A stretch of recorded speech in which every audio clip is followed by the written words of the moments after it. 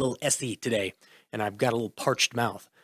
But we have the worst chemical attack in years in Syria, and I want to read for you what happened so that you understand the gravity of this. It says, one of the worst chemical bombings in Syria turned a northern rebel-held area into a toxic kill zone on Tuesday. Western leaders blamed the Syrian government of President Bashar Al Assad and called on the patrons, Russia and Iran, to prevent a resurgence of what many described as a war crime. Dozens of people, including children, died, some writhing, choking, gasping, and foaming at the mouth. The toxic substance spread after warplanes dropped bombs in the early morning. The government of Mr. Assad, who renounced chemical weapons nearly 4 years ago, denied that his military had been responsible, as he has done every time chemical munitions have been used in Syria. We read on Tuesday night, Britain, France, and the United States were pushing the Security Council, the UN Security Council, to adopt a resolution that condemns the attack and orders the Syrian government to provide all flight logs, flight plans, and names of commanders in charge of air operations. Dozens of women and men and children were killed in this attack. And the way these airborne chemical attacks usually work is they attack the lungs. They attack some kind of the breathing apparatus. This is why you see them foam at the mouth. They can't take in oxygen. Sometimes the lungs will fill with water, with fluid or blood, and you literally choke to death. And they see people running through the streets and collapsing. In the article, it goes into great detail talking about the level of death of innocent civilians. And what the narrative that the government is pushing, and the one that the media has picked up on, is that Bashar al-Assad, in a brazen attempt to bring this war to a swifter end, decided to launch a chemical attack in this neighborhood of rebel-held area in order to try and destroy a large chunk of the rebels that were fighting there. Now, I want to pose a question to you. That's completely possible. I don't think it's probable, but it is possible. But let me pose a question to you. You have a man like Assad, who has been blamed for using chemical weapons in the past, and let us assume for a moment that that is absolutely correct. He has, in the past, used chemical weapons. And there was a red line that Obama said he wasn't going to cross, and he crossed it using chemical weapons, and then America did nothing.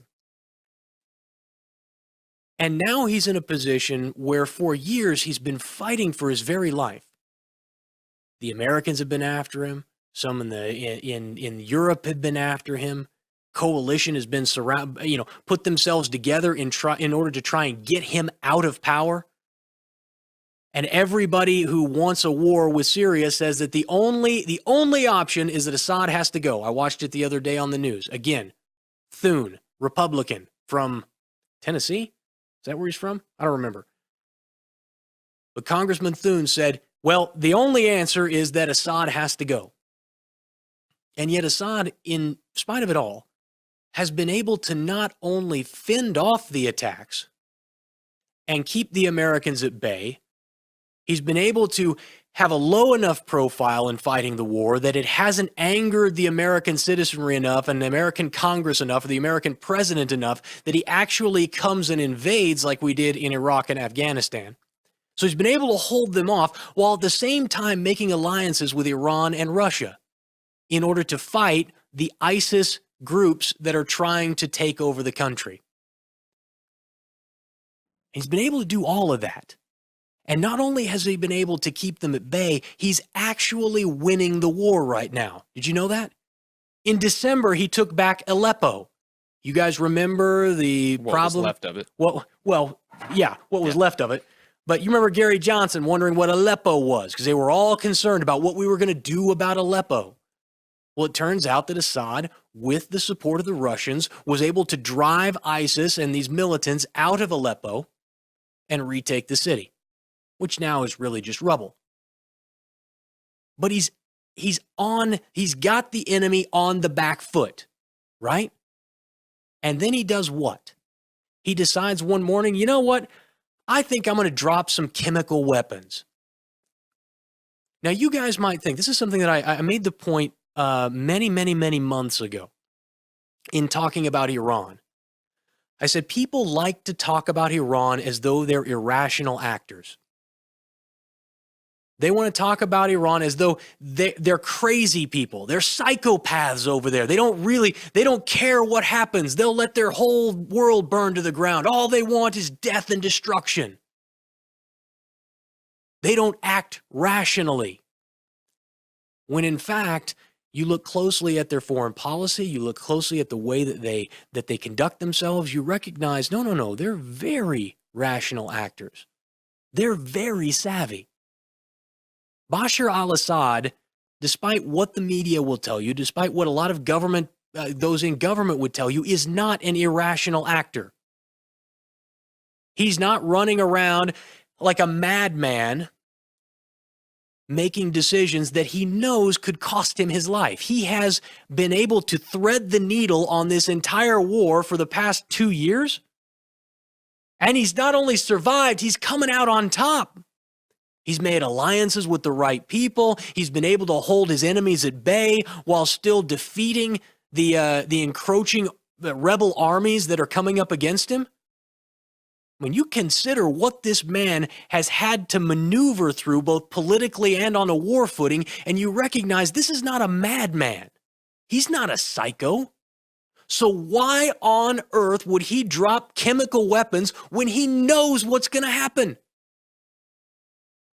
Do you think that America, that our politicians that are just chomping at the bit, that Lindsey Graham and John McCain, who've been calling on his destruction and his ousting for years, are just going to sit back and let this one lie?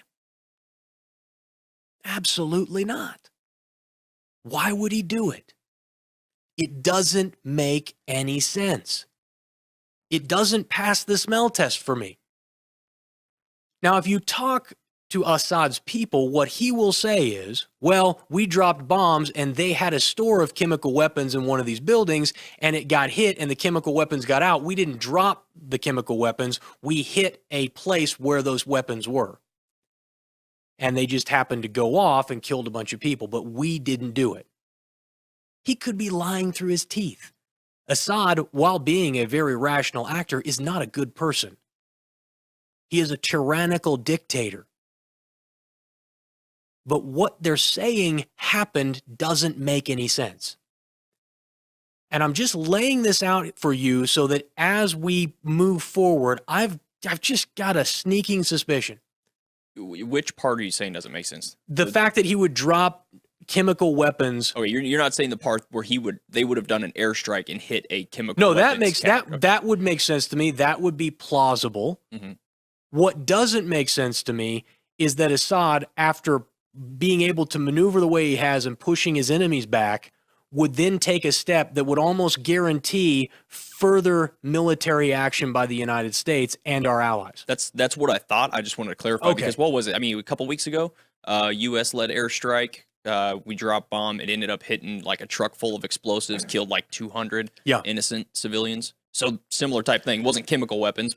We dropped a bomb. It ignited more explosives. Ended up killing a bunch of. Same thing in Mosul recently. A bunch of innocent people died when we hit an area in Mosul with an airstrike. Yeah. So it's not unreasonable that would happen. And again, I don't ever want to be accused of defending Assad because, as I said, Assad is a tyrant. I'm just saying we've got to be very careful because we have a group of people who would like nothing more than to put us into another war. Yes. And it is not, if you study this stuff, if you study history, it is not outside of a lot of three-letter acronym secret spy organizations in the United States to pull off something like this. I'm not saying that the government was in collusion to try and spark a war. Maybe this was Assad dropping bombs and hit a chemical dump. But I'm telling you, him doing this doesn't pass the smell test. It makes no sense. There is no political or military advantage for him doing it. It's all bad.